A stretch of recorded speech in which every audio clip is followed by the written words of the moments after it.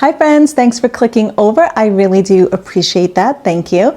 And today we're going to be making the viral cottage cheese flatbread that I'm sure you've seen pretty much everywhere. So I'm always late to the game when it comes to trending anything, and this is no different. So I had been seeing this going around and just kind of didn't pay any mind, and then the other night I decided to take a look at a recipe and see what all the fuss was about, and I realized that I've actually made this bread before for my daughter when she was first diagnosed with type 1 diabetes, because obviously, you know, we were trying to keep her carbs really low. So we were doing all the keto things when she was first diagnosed.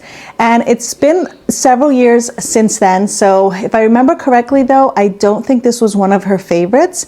And I don't remember having an opinion about it. So I'll see how it goes now. But I also did find a recipe that uses the air fryer instead of the oven, because the oven can take like 30 minutes and the air fryer is like 8 to 10 minutes. So I'm excited to give it a try and see how it comes out. So this recipe is super easy because it only has 2 ingredients. So really, it can't get any easier than that. It's just cottage cheese and 1 egg. So half a cup of cottage cheese and 1 egg. And basically, all you do, I already measured out the cottage cheese. You just blend it, and you can blend it in a blender or a food processor.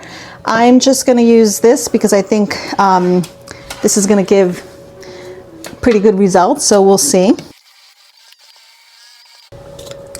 And I almost did forget to add some salt and pepper. You can add whatever you like.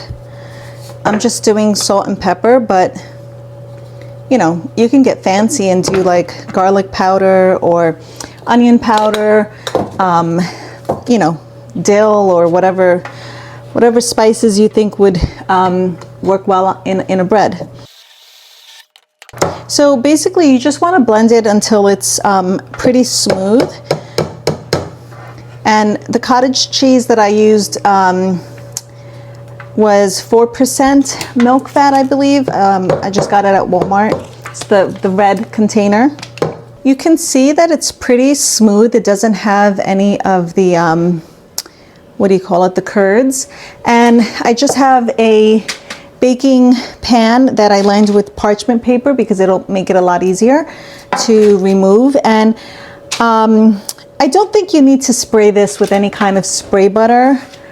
The recipe said to do that, but I don't remember ever having to do that. I think it's going to have enough moisture that it's not going to make a big difference. Hopefully I'm right. So obviously you just want to spread it out evenly, and you don't have to get it too thin, but you want to make it basically like the thickness of like a tortilla, I guess.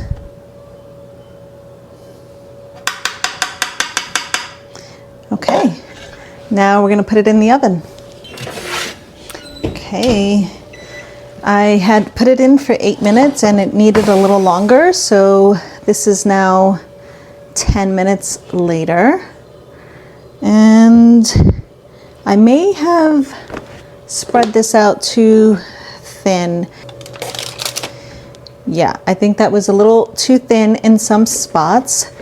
So you definitely want to use a 9x13 baking pan. The one I was using it's an odd size, it's really old, and so it's actually a little bigger than that.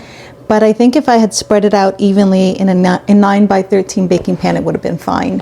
But we'll see. Hopefully this, okay, it's not sticking, so that's good. Okay, I'm gonna let it cool, and hopefully I'll be able to just remove the whole thing in a few minutes. It's been a few minutes and it's cooled down, and I just started trying to separate it from the parchment paper, and it's actually not really that difficult to, the edges were kind of sealed down, but the rest of it really isn't. But as you can see, it has some really thin parts. So I for sure did not take into account that the pan I was using was a little slightly bigger than a 9x13. So I guess unless you double it, you really want to make sure you do a 9 by 13 pan.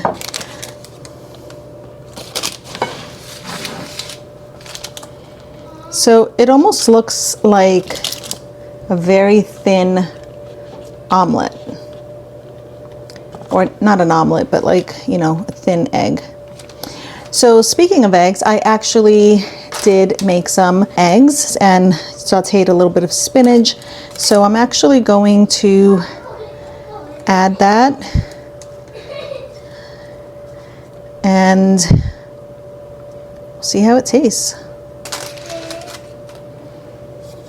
So some parts of it are very, I mean, as you can see, they get kind of crispy, and then other parts stay, you know, kind of, it's really a lot like a tortilla. However you would use a tortilla is how you could use this. Although I do remember making or trying to turn this into pizza for my daughter, which is probably why she didn't like it. Certain things just can't be duplicated, right? No matter how healthy you try to be, some things just taste different. If I had had avocado, I would have added that in here and that would have been really good. So I'm going to transfer that to a plate and see how it tastes.